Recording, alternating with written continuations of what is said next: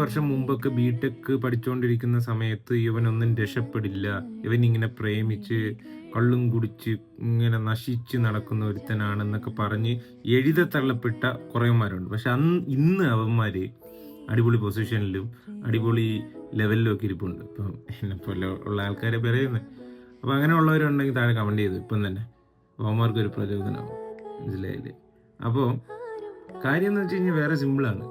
ഒന്നെന്ന് പറഞ്ഞാൽ ബിടെക്കിൻ്റെ സമയത്ത് നമ്മൾ ചെയ്യേണ്ട കുറേ കാര്യങ്ങളുണ്ട്. ഒന്ന് പ്രേമം. ഈ പ്രേമം കൊണ്ടുപോകാന്ന് പറഞ്ഞു കഴിഞ്ഞാൽ it's A very Herculean task. പൈസ ഉണ്ടാവില്ല, പൈസ അറേഞ്ച് ചെയ്യണം, ബൈക്കിൽ കൊണ്ടുപോകണം, സിനിമ കാണാൻ പോകണം, ഇങ്ങനെയൊക്കെയുള്ള കുറേ പരിപാടിയുണ്ട്.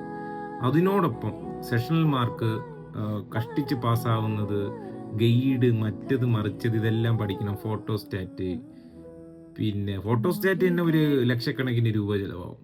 പിന്നെ അതോടൊപ്പം പ്രോജക്റ്റ് വൈവ, പ്രോജക്റ്റിന് ഒരു 1.5 ലക്ഷം രൂപ വരെ പ്രോജക്റ്റ്.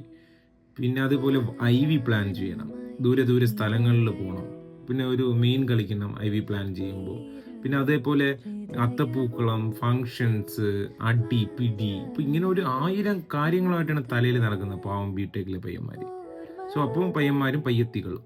സോ അതുകൊണ്ട് ബിടെക് പഠിച്ചിറങ്ങുമ്പോഴത്തേക്കും നിങ്ങൾ മൾട്ടി ടാസ്കിങ്, ഒരു CEO ലെവലിലുള്ള ഒരു ജോലി കരസ്ഥമാക്കാൻ നിങ്ങൾക്ക് ലെവലാണ് നിങ്ങൾ.